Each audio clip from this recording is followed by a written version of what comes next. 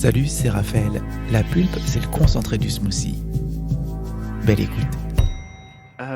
Alors, en fait, moi, je trouve que avec bon, même si je suis encore jeune, avec le recul que j'ai, aujourd'hui sur ma vie, j'ai l'impression que chaque étape qui a été difficile, c'est ça qui m'a vraiment aidé à avancer, que ce soit dans ma vie pro, ma vie perso.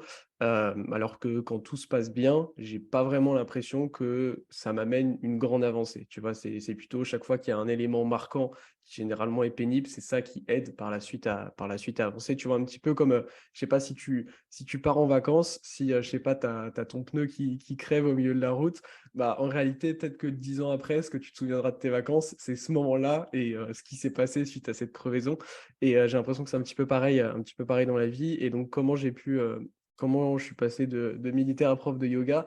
En réalité, depuis mon adolescence, j'ai toujours fait énormément de sport avec le Mhm. le but d'atteindre, des unités assez, difficilement atteignables, dans mon ancien travail et ce qui fait que je m'entraînais beaucoup trop. J'étais toujours en lutte constante entre mon corps qui avait besoin de se reposer et ma tête qui disait: «Non, non, vas-y, va t'entraîner encore, encore, encore, encore» et en fait, quand j'ai découvert le yoga, j'ai lors de ma première séance c'est marrant parce qu'il y a beaucoup de profs de yoga que j'entends dire qu'ils ont pas du tout aimé le yoga lors de leur premier cours.